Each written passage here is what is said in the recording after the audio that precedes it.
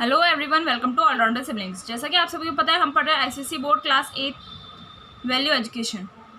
ठीक है, जिसे हम moral values, moral science, moral education कुछ भी बोलते हैं। अलग अलग स्कूल्स में अलग अलग नाम है उसका। लास्ट लेक्चर में हमने चैप्टर नंबर 3 अडोलसेंस कंप्लीट किया था, जिसमें हमने 2 स्टोरीज पढ़ी थी, छोटी छोटी।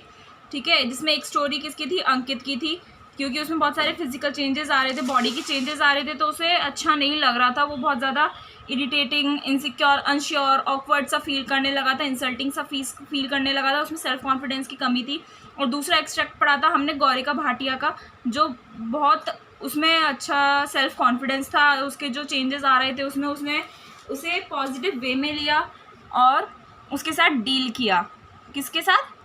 अडोलसेंस के साथ। वो एक ऐसा पीरियड होता है जिसमें पर्सन जो है वो एक बच्चे से एडल्ट में कन्वर्ट होता है। ठीक है, ग्रोथ होती है उसमें, और एक ऐसी स्टेज पर पहुंच जाता है जहाँ पर वो हम अपनी केयर खुद करने लग जाते हैं।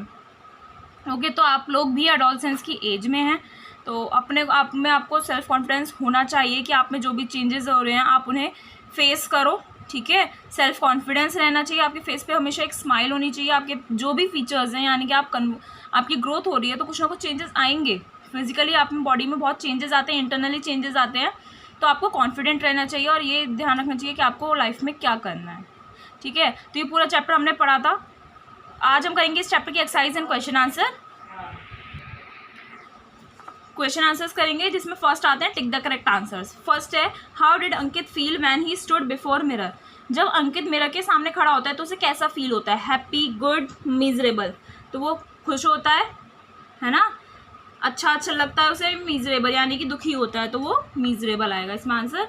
Next, if teenage worries are needling you then the root cause of your problem is. अगर आप जब आपकी टीनेज आ रही है, टीनेज में हो अगर आप, तो अगर उसमें कुछ परेशानियां हो रही हैं, आपको कुछ ज़्यादा परेशान हो रहे हो, तो उसकी रूट कॉज क्या है, उसकी मेन प्रॉब्लम क्या है कि आप क्यों इतना परेशान हो रहे हो टीनेज से? Absence of self confidence, presence of over confidence. तो क्या है उसकी मेन प्रॉब्लम?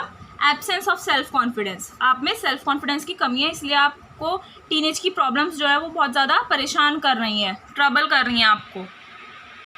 नेक्स्ट क्वेश्चन है, what do you understand by adolescence. Adolescence क्या होता है? A young person entering into adulthood, यानी कि एक यंग पर्सन है जो अडल्टहुड में एंटर कर रहा है। एन ओल्ड लेडी और मैन, या फिर एक बूढ़ी लेडी या फिर बूढ़े मैन को हम क्या कहते हैं? एडोलसेंस कहते हैं? नहीं, a young person entering into adulthood. एक यंग पर्सन होता है जो अडल्टहुड में यानी कि बड़ा हो रहा है, तो उसी को हम एडोलसेंस बोलते हैं। अब आते हैं हमारे आंसर द फॉलोइंग क्वेश्चन, जिसमें फर्स्ट है, how did Ankit feel when he critically examined himself before going for the party.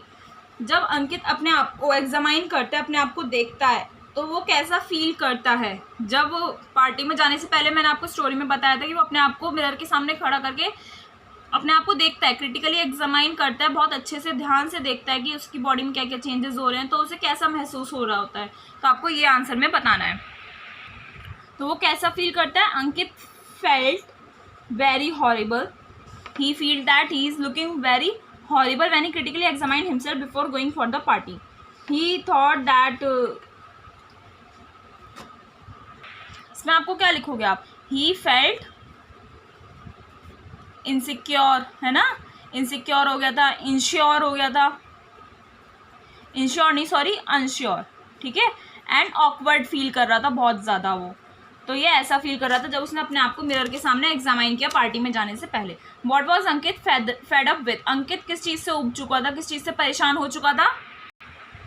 He was fade up with all nicknames, जो भी उसे निकनेम्स दिए जा रहे थे। किसके द्वारा दिए जा रहे थे? कौन दे रहा था उसे निकनेम्स? उसके friends, given by his friends. उसके जो भी फ्रेंड्स थे वो सारे उसके ऊपर निकनेम्स दे रहे थे, जैसे गैंगली और क्या दे रहे थे, अलग अलग नेम्स दे रहे थे ना, जो हमने चैप्टर में पढ़े थे वही सब है। तो वो नाम सुनकर वो फेडअप हो गया था बहुत ज़्यादा। नेक्स्ट क्वेश्चन है, which expressions do lit up Gaurika's entire face, why was she favourite of all. Gaurika के कौन से एक्सप्रेशंस ऐसे थे जिससे उसके पूरे फेस पर एक चमक थी और वो सबकी फेवरेट क्यों थी? आपको ये बताना है। ठीक है, हमने गौरिका भाटिया का एक्सट्रैक्ट पढ़ा था ना, उसके बारे में बताना है आपको। तो उसके एक्सप्रेशंस कौन से थे?